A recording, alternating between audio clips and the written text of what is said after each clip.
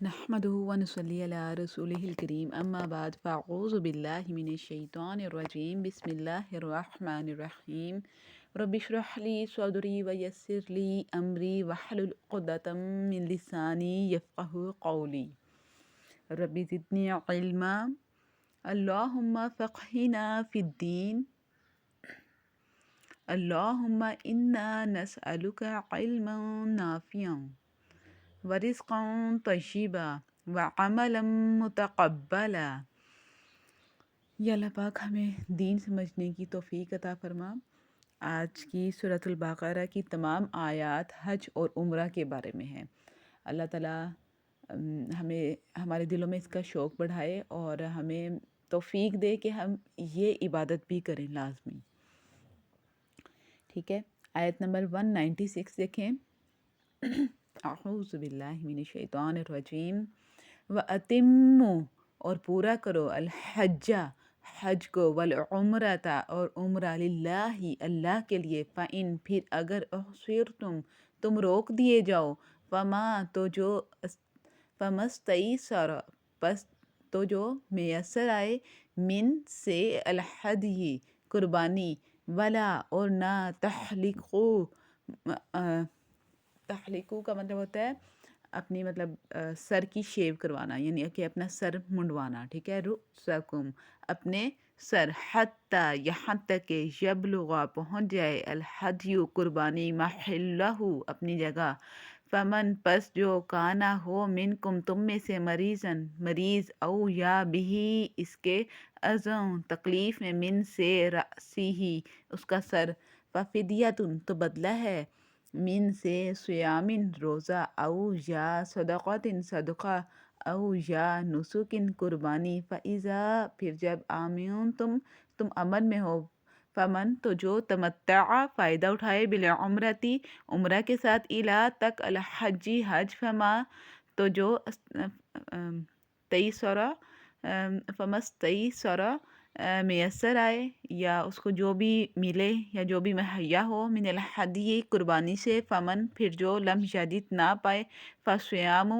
تو روزہ رکھے ثلاثتن 3 ایامن دن فی الحجی حج میں وسبعتن اور 7 اذا رجعتم تم جب واپس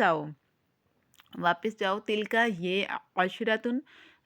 10 کاملتن پورے ذالکا یہ لیمن لیے جو لم یکن نہ ہو اہلہ اس کے گھر والے حاضری موجود المسجد الحرامی مسجد حرام واتقوا اور تم ڈرو اللہ سے اور علمو جان لو ان کہ اللہ شدید سخت العقاب عذاب دینے والا ہے۔ الحج حج اشہر مہینے معلومات معلوم ہے یا مقرر ہے، حج کے مہینے ٹھیک ہے معلوم ہے یا مقرر ہے۔ فمن پس جس نے فرد لازم کر لیا فیہن ان میں الحج حج فلا تو نہ رفث بے پردہ ہو،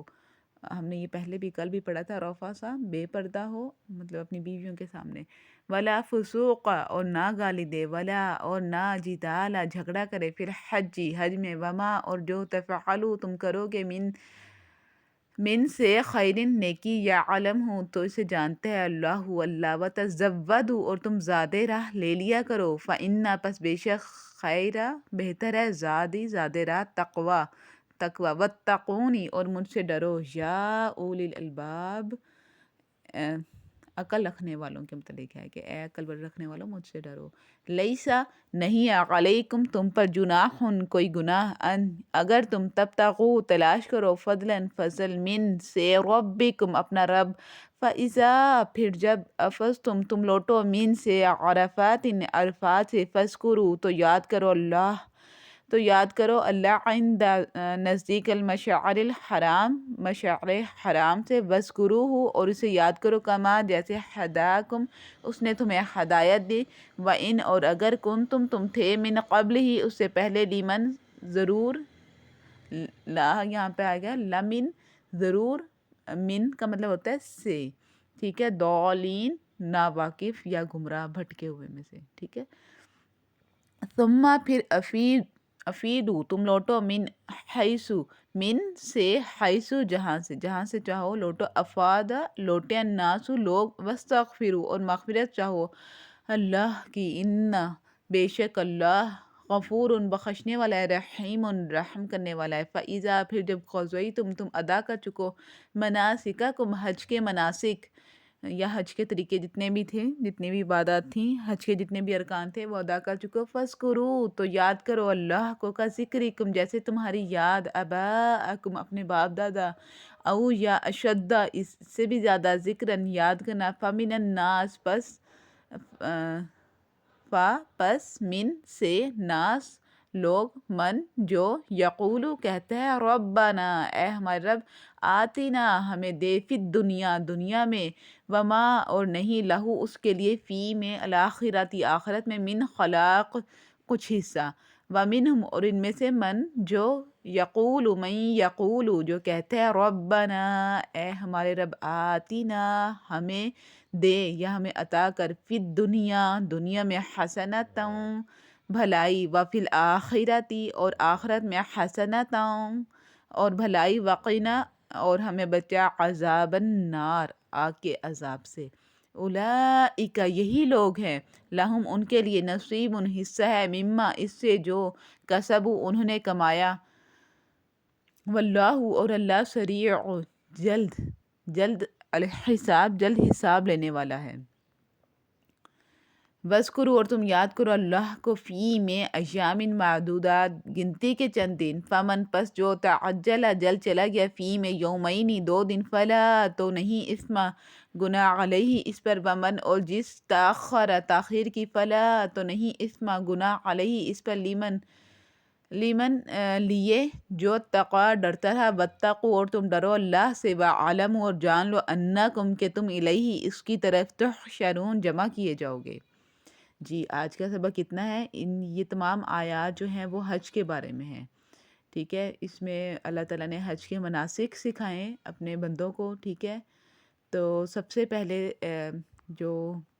ملتی ہے آیات کہ نبی پاک صلی اللہ علیہ وسلم جب حج کے لیے جا رہے تھے 6 ہجری میں، تو ان کو مکہ والوں نے واپس بھیج دیا تھا،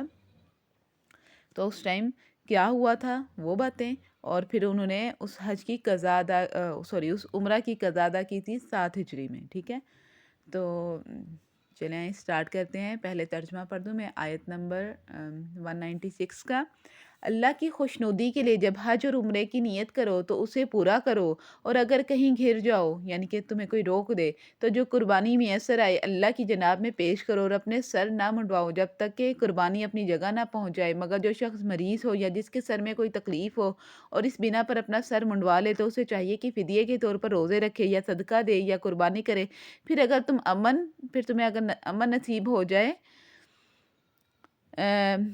تو جو شخص تم میں سے حج کا زمانہ آنے تک عمرے کا فائدہ اٹھائے وہ حسب مقدور قربانی دے، اور اگر قربانی میسر نہ ہو تو 3 روزے حج کے زمانے میں اور 7 گھر پہنچ کر اسی طرح پورے 10 روزے رکھ لے۔ یہ رعایت ان لوگوں کے لیے ہے جن کے گھر بار مسجد حرام کے قریب نہ ہو۔ اللہ کے ان احکام کی خلاف ورزی کرنے سے بچو، اور خوب جان لو کہ اللہ تعالیٰ سخت عذاب دینے والا ہے۔ اچھا، یہاں پر ان آیات میں یہ جو آیت ہے کافی بڑی آیت ہے 196، لیکن اس میں حج کا بہت پیارے طریقے بیان کیے گئے ہیں۔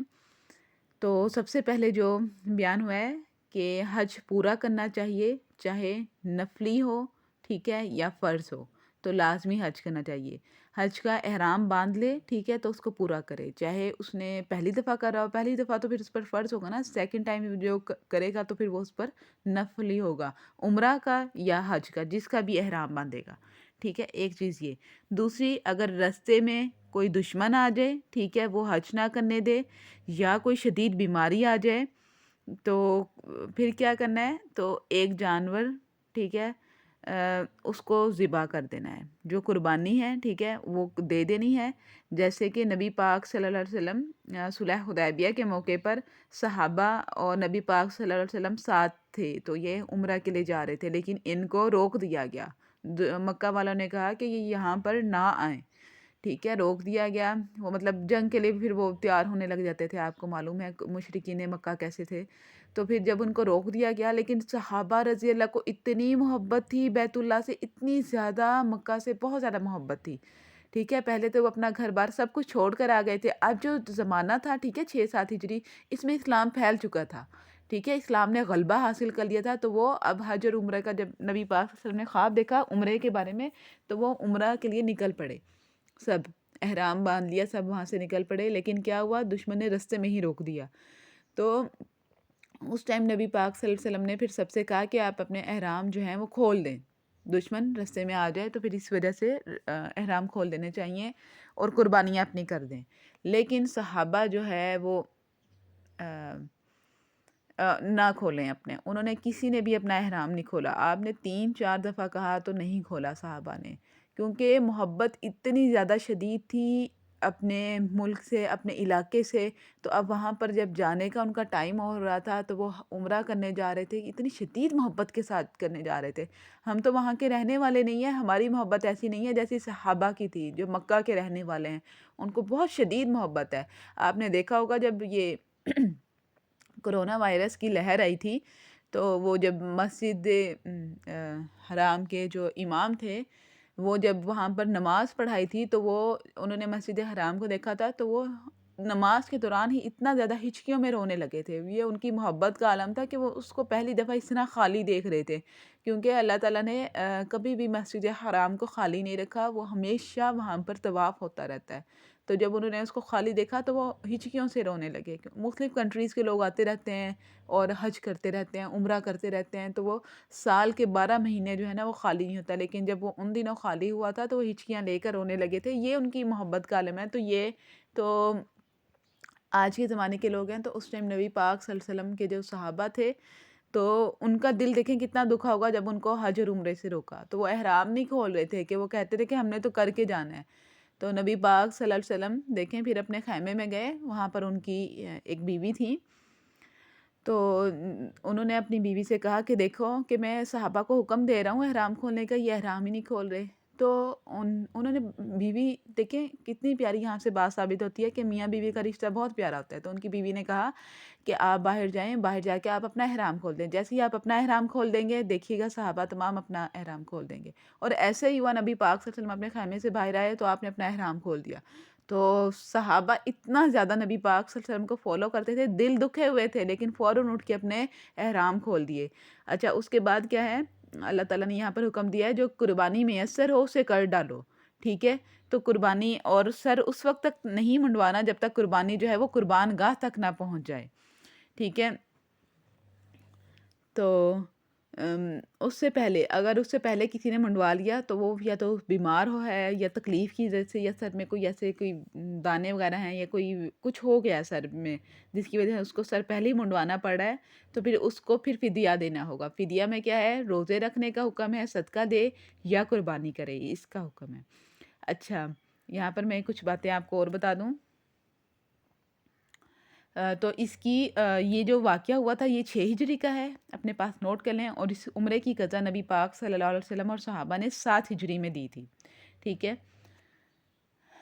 اور اس کا جو ہے نا جو اس آیت میں لکھا ہوا ہے وَأَتِمُّ الْحَجَّ، اور حج پورا کرو، تو اس کا جو ہے نا اس کا تعلق حالت امن سے ہے. یعنی کہ جب امن کی حالت میں ہو اس وقت تک سر نہ منڈواؤ، احرام کھول کر حلال نہ کرو جب تک تمام مناسک کے حج پورے نہ کرو. اچھا دیکھیں، انسان جب احرام باندھ لیتا ہے تو اس پہ کچھ چیزیں جو ہیں وہ حرام ہو جاتی ہیں، تو وہ حلال نہیں ہوتی. تو جب وہ احرام کھولتا ہے تو اس وقت وہ حلال کی حالت میں آتا ہے، ٹھیک ہے، یہ حالت ہوتی ہے. اچھا، یہاں پر جو فدیہ کا ذکر ہے تو اس کے بارے میں حدیث ہے کہ 6 مسکینوں کو کھانا کھلا دے، یا 1 بکری ذبح کر دے، یا 3 روزے رکھے. روزوں کے علاوہ جو پہلے 2 فدیے ہیں نا اس کے بارے میں اختلاف ہے. بعض علماء کہتے ہیں کہ کھانا اور خون جو ہے وہ مطلب کھانا اور جو قربانی ہے وہ مکہ میں ہی دینی ہے، اور بعض کہتے ہیں کہ اس کی جگہ متعین نہیں ہے، مکہ میں دے یا مکہ سے باہر، ٹھیک ہے. اچھا، اب یہاں پر حج کے بارے میں ہے تمتع کا ذکر آیا ہے آیت اسی آیت میں 4th لائن دیکھیں، فمن تمتع، میرے پاس 4th لائن ہے، شاید آپ کے پاس 3rd ہو.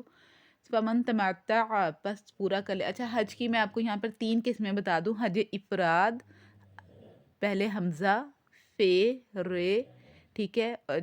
حمزہ الف کو ہی کہا جاتا ہے، ٹھیک ہے، الف لکھیں، فے را الف دال، افراد، یعنی اس کا مطلب ہوتا ہے حج کی 3 قسمیں اپنے پاس لکھنا ہے، افراد، دوسری ہے قیران، جیسے قرآن لکھتے ہیں نا ویسے لکھنا ہے، لیکن نیچے قاف کے نیچے زیر لکھنی ہے، قیران، ٹھیک ہے، پھر ہے حج تمتع، یہ جو یہاں پر لکھا ہوا ہے، ٹھیک ہے، آیت میں بھی لکھا ہوا ہے، تے میم تے عین۔ اچھا، افراد حج جو ہے اس میں صرف حج کی نیت سے احرام باندھا جاتا ہے، ٹھیک ہے، اس کی ڈیفینیشن میں کر رہی ہوں، صرف حج کی نیت سے احرام باندھنا، اور حج قران جو ہے اس میں حج اور عمرہ دونوں کی نیت کے ساتھ احرام باندھنا، اور جب تک حج کے اور عمرہ کے تمام مناسک پورے نہ ہو جائیں تو احرام نہیں کھول سکتے، ٹھیک ہے۔ حج تمتع کہتے ہیں کہ نیت پہلے صرف عمرہ کی تھی، ٹھیک ہے، احرام باندھا تھا، اور حج کے دن بھی پاس آ گئے، پھر جو ہے وہ احرام کھول کے دوبارہ باندھ لے گا اور حج کی نیت کر لے گا دوسری دفعہ، ٹھیک ہے، اس کو کہتے ہیں تمتع، کہتے ہیں فائدہ اٹھانے کو۔ یہاں پر نیت تو صرف عمرے کی تھی، لیکن حج کے دن آ گئے تو فائدہ اٹھا لیا، نیکیوں میں آگے بڑھ گیا، ٹھیک ہے۔ پھر 8 ذوالحجہ کو وہ دوبارہ احرام باندھے گا حج کے لیے، تمتع کے معنی فائدہ اٹھانے کے ہیں، گویا درمیان میں احرام کھول کر فائدہ اٹھا لیا۔ حج قران اور حج تمتع دونوں میں ایک ہدی کہتے ہیں، یعنی کہ ایک قربانی، ٹھیک ہے، وہ تو یا تو ایک بکری ہوگی یا اونٹ اور گائے کا 7واں حصہ ہے، تو وہ بھی دینی ہے حج قران میں بھی اور حج تمتع میں بھی۔ اس آیت میں اسی حج تمتع کا حکم بیان کیا ہے کہ جو شخص یعنی کہ حج تمتع ادا کر رہا ہے حسب طاقت 10 ذی الحجہ کو ایک جانور کی قربانی دے، اگر قربانی کی طاقت نہ ہو تو 3 روزے رکھے ایام حج میں، اور 7 روزے گھر جا کر پورے کر لے، ٹھیک ہے نا، یہاں پر ہے نا عشرۃ کاملہ، تو وہ 10 روزے اس کے پورے ہو جائیں گے۔ تو یہ نا یہ تمام کے تمام حج کے عمرے کے ارکان ہیں، تو اس میں یہ سب کچھ بیان کیا جا رہا ہے قرآن پاک میں۔ دیکھیں اللہ تعالیٰ ہمیں حج کے مناسک سکھا رہے ہیں کہ ہم نے حج کیسے ادا کرنا ہے، تو انشاءاللہ تعالیٰ آپ ایسے اس کو سیکھیں کہ آپ کی لائف میں انشاءاللہ یہ سب چیزیں کام آئیں گی۔ آپ نے ایک دن یہ عبادت لازمی کرنی ہے انشاءاللہ تعالیٰ، اللہ تعالیٰ ہمیں موقع دے کہ ہم یہ عبادت کریں، تو آپ یہ جو چیزیں ہیں آپ کو پتہ ہوگا کہ میں یہ والی صورت کھولوں گی تو اس میں سب کچھ ملے گا، سورۃ البقرہ میں، ٹھیک ہے۔ اچھا، اگر قربانی کی طاقت نہ ہو تو 3 روزے ایام حج میں رکھنے ہیں اور 7 روزے گھر جا کے رکھنے ہیں، اسی طرح پورے 10 روزے ہو جائیں گے، ٹھیک ہے۔ اور ایام حج میں جو روزے رکھنے ہیں وہ 9 ذی الحجہ سے پہلے رکھے، ٹھیک ہے، اور یعنی تمتع اور اس کی وجہ سے ہدی یا روزے صرف ان لوگوں کے لیے ہیں جو مسجد حرام کے رہنے والے نہ ہوں، مراد اسے حدود حرم میں یا اتنی مسافت پر رہنے والے ہیں جن پر سفر کا اطلاق نہ ہو سکتا ہو، ٹھیک ہے۔ یہ ہدی، یہ روزے اور حج تمتع ان کے لیے ہوگا جو مسجد حرام اور اس کے ارد گرد رہنے والے، مطلب مکہ کے جو لوگ ہیں ان کے لیے وہ نہ ہوں، بلکہ اس کے علاوہ ہوں جیسے ہم لوگ ہیں۔ اور ہمارا جو حج ہوتا ہے وہ آفاقی حج کہلاتا ہے، کیونکہ ہم جو ہے وہ مکہ کے رہنے والے نہیں ہیں، ٹھیک ہے۔ اور جو حدود حرم سے باہر کے علاقے کو ہل کہا جاتا ہے، ٹھیک ہے، مطلب وہ علاقہ حلال ہوتا ہے، اور حرم کی جو ہے جب حدود سٹارٹ ہوتی ہے نا تو وہ علاقہ جو ہے وہ حرم کا علاقہ کہلاتا ہے، تو اس میں پھر جیسے منع کیا گیا ہے لڑائی نہیں کرنی، تو عرب کے لوگ ان کے باپ کا بھی کوئی قاتل ہوتا تھا نا، ان کے بھائی کا بھی کوئی قاتل ہوتا تھا نا، اور وہ ان کو حرم میں ملا ہے تو وہ اس کو ہاتھ بھی نہیں لگاتے تھے، اس کو غلط نگاہ سے بھی نہیں دیکھتے تھے۔ مشرکین مکہ یہ کام کیا کرتے تھے کہ وہ کبھی بھی ان کو کچھ نہیں کہتے تھے، کیونکہ ان کو پتہ تھا کہ یہ حرم کا علاقہ ہے، تو اس چیز پر تو وہ بھی عمل پیرا تھے، ٹھیک ہے۔ اچھا، آگے دیکھیں، الحج اشہر، حج کے جو مہینے ہیں وہ مقرر ہیں، کون کون سے ہیں؟ ذوالقعدہ، اور یہ ہیں شوال، ذوالقعدہ اور ذوالحجہ کے پہلے 10 دن۔ مطلب یہ کہ عمرہ تو سال میں ہر وقت جائز ہوتا ہے کہ ہم کسی بھی وقت جا کے کر سکتے ہیں، لیکن حج کے مہینے اللہ تعالیٰ نے مخصوص کر دیے ہیں، اس لیے جو شخص ان میں حج لازم کرے وہ اپنی بیوی سے میل ملاپ کرنے سے، گناہ کرنے سے اور لڑائی جھگڑا کرنے سے بچتا رہے۔ تم میں جو نیکی کرو گے تو اللہ تعالیٰ اسے باخبر ہے، اور اپنے ساتھ سفر کا خرچ لے لیا کرو، سب سے بہتر توشہ اللہ تعالیٰ کا ڈر ہے، اور اے عقل مندو مجھ سے ڈرتے رہو۔ یہاں پر اچھا ایک چھوٹا سا میں مسئلہ بتا دوں آپ کو، حج قران یا افراد کا احرام اہل مکہ مکہ کے اندر ہی باندھیں گے، البتہ حج تمتع کی صورت میں عمرے کے احرام کے لیے حرم سے باہر ہل میں جانا ضروری ہے، کہ اس علاقے میں باہر جائے، پہلے اپنا احرام کھول کے جو علاقہ حلال ہے وہاں پر جائے، اور دوبارہ پھر وہ حرم میں داخل ہونے سے پہلے احرام دوسرا باندھ دے۔ اسی طرح افاقی لوگ حج تمتع میں 8 ذو الحجہ کو مکہ سے ہی احرام باندھیں گے، البتہ بعض علماء کے نزدیک اہل مکہ کو عمرہ کے احرام کے لیے حدود حرم سے باہر جانے کی ضرورت نہیں ہے، اسی لیے وہ ہر طرح کے حج اور عمرے کے لیے اپنی اپنی جگہ سے ہی احرام باندھ سکتے ہیں۔ اچھا، حافظ ابن القیم کہتے ہیں کہ رسول پاک صلی اللہ علیہ وسلم کے قول اور عمل سے صرف 2 قسم کے عمرے ثابت ہیں، ایک یہ کہ جو حج تمتع کے ساتھ ادا کیا جاتا ہے، اور دوسرا وہ عمرہ جو الگ سے کیا جاتا ہے، ٹھیک ہے، کہ ہم الگ سے جیسے عمرہ کرنے کے لیے جائیں۔ باقی حرم سے جا کر کسی قریب ترین علاقے جو حلال ہو وہاں سے عمرہ باندھنا جو ہے وہ کہتے ہیں غیر مشروع ہے، ٹھیک ہے۔ اچھا، اس کے بعد صحیح بخاری کی ایک حدیث ہے، جس نے حج کیا اور شہوانی باتوں، فسق و فجور سے بچا، وہ گناہوں سے اس طرح پاک ہو جاتا ہے جیسے اس دن پاک تھا جب اس کی ماں نے اسے جنا تھا۔ تو ان سب چیزوں سے بچنا ضروری ہے، ٹھیک ہے، اپنی مطلب بیوی کے قریب نہیں جانا، اور لڑائی جھگڑے سے پرہیز کرنا ہے، کوئی گالی وغیرہ کچھ اس طرح کا کوئی بھی کام نہیں کرنا، اپنے آپ کو گناہوں سے بچا کر رکھنا ہے جب حج کرے۔ تو حج کے بعد پھر بندہ اس طرح لوٹتا ہے جیسے اس نے کبھی کوئی گناہ کیا ہی نہیں تھا، ٹھیک ہے، جیسے اس کی ماں نے ابھی اس کو جنا ہو، ٹھیک ہے۔ جب بچہ پیدا ہوتا ہے اس کا کوئی گناہ نہیں ہوتا، تو وہ اس طرح ہوتا ہے، حج کے بعد انسان اس طرح پاک صاف ہو جاتا ہے۔ اچھا، اب یہاں پر ہے اللہ تعالیٰ نے دیکھیں بات بیان کی کہ اپنا جو ہے زاد راہ بھی ساتھ لے لیا کرو۔ دیکھیں قرآن پاک میں یہ آ رہا ہے۔ اب یہ نہیں، کچھ لوگ پتہ کیا کرتے ہیں، حج کے لیے نکل پڑتے ہیں اور کہتے ہیں کہ ہمارا توکل اللہ پر ہے، اللہ ہی ہمیں سب دے گا، لیکن اللہ تعالیٰ نے کیا کہا کہ تمہیں سوال نہ کرنا پڑے، تمہیں کسی سے مانگنا نہ پڑے، تم سائل نہ بن جاؤ۔ سائل فقیروں کو، جو ہماری اسلام میں فقیر کہا جاتا ہے، عرب میں اس کو سائل کہا جاتا ہے، تمہیں سائل نہ بننا پڑے۔ تو پھر اس لیے اللہ تعالیٰ نے یہاں سے فرمایا کہ زاد راہ ساتھ لے لو۔ تو اور اس کے بعد ہے پھر فرمایا کہ بہترین جو توشہ ہے وہ اللہ تعالیٰ کا ڈر ہے، کہ اللہ تعالیٰ کا ڈر بھی انسان کے سینے میں ہونا چاہیے۔ اور آگے ہے اور اللہ تعالیٰ سے ڈرتے رہو عقل مندو، جو انسان عقل مند ہوگا نا وہی اللہ سے ڈرے گا، اس کو ہی اللہ تعالیٰ کا خوف آئے گا، اور اپنے جو جتنے بھی طریقے حج کے بیان کیے گئے ہیں وہ اسی کے مطابق عمل کرے گا۔ اور ان میں سے جو کوئی لوگ بدعت وہاں پہ بھی جا کے کر لیتے ہیں، اللہ تعالیٰ معاف فرمائے اس سے، اور ہم سب کو حج کے صحیح طریقے ادا کرنے والا بنائے۔ لیکن وہاں پہ جو عربی ہوتے ہیں وہ ٹھیک کروا رہے ہوتے ہیں، ان کو بتا رہے ہوتے ہیں کہ یہ آپ غلط کر رہے ہو، اس طرح کرو۔ لیس علیکم جناح، نہیں ہے تم پر کوئی گناہ کہ تم اپنے رب کا فضل تلاش کرو۔ اس کا مطلب یہ ہے کہ سفر حج میں ہم جو ہے وہ تجارت بھی کر سکتے ہیں، اللہ تعالیٰ نے اجازت دی ہے کہ فضل تلاش کرو، تو اللہ تعالیٰ کا فضل مطلب اس کا رزق کے لیے، ہم اپنے رزق کے لیے کوئی بھی کوشش کر سکتے ہیں وہاں پر، ٹھیک ہے، لیکن ایک حدود میں رہتے ہوئے۔ اور پھر کیا ہے، جب تم عرفات سے لوٹو تو مشعر حرام کے پاس ذکر الہی کرو، اس کا ذکر ایسے کرو جیسے تمہیں ہدایت دی، حالانکہ تم اس سے پہلے اپنی ہدایت سے بھٹکے ہوئے تھے، بھولے ہوئے لوگوں میں سے تھے، ٹھیک ہے۔ اب یہاں پر اللہ تعالیٰ فرما رہے ہیں 9 ذی الحجہ اب آ گیا، ٹھیک ہے، 8 ذی الحجہ کو وہ احرام کی تمام باتیں ہو گئی، ٹھیک ہے، 9 ذی الحجہ آ گیا، اب زوال آفتاب سے لے کر غروب شمس تک، ٹھیک ہے، میدان عرفات میں وقوف حج کا سب سے اہم رکن ہے، جس کی بابت حدیث میں کہا گیا ہے عرفات میں وقوف یعنی کہ عرفات میں ٹھہرنا ہی حج ہے۔ یہاں مغرب کی نماز نہیں پڑھنی چاہیے، بلکہ مزدلفہ پہنچ کر مغرب کی 3 رکعت اور عشاء کی 2 رکعت قصر جمع کر کے 1 اذان اور 2 اقامت کے ساتھ پڑھی جائے۔ مزدلفہ ہی کو مشعر حرام کہا گیا ہے کیونکہ یہ حرم کے اندر ہے، یہاں ذکر الہی کی تاکید ہے، یہاں رات گزارنی ہے، فجر کی نماز اندھیرے میں پڑھ کر طلوع آفتاب تک ذکر میں مشغول رہنا ہے، اور پھر جب آفتاب طلوع ہو جائے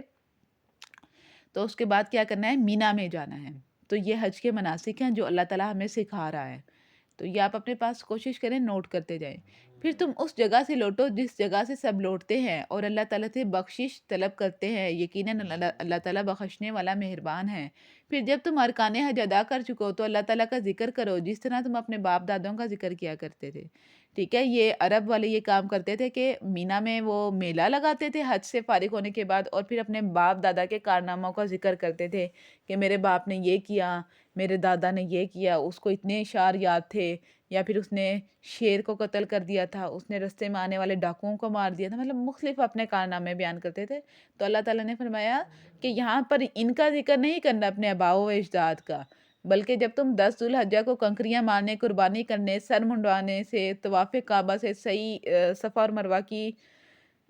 جو سعی ہے مطلب اس پہ جو دوڑ لگانا ہے اس سے فارغ ہو جاؤ، تو جو 3 دن مینا میں قیام کرنا ہے تو وہاں پر اللہ تعالیٰ کا خوب ذکر کرنا ہے، جیسے جاہلیت میں ذکر کرتے تھے اپنے آباء و اجداد کا، اب یہاں پر اللہ تعالیٰ نے فرما دیا کہ میرا ذکر کرنا ہے۔ تو پھر اللہ تعالیٰ نے فرمایا کہ بعض لوگ کیا کہتے ہیں، یا اللہ ہمیں دنیا میں ہی سب کچھ دے دے، پھر اللہ تعالیٰ فرما رہا ہے کہ ان کے لیے پھر میں آخرت میں کوئی حصہ نہیں رکھتا، جو صرف دنیا ہی دنیا مجھ سے مانگتے جا رہے ہیں۔ لیکن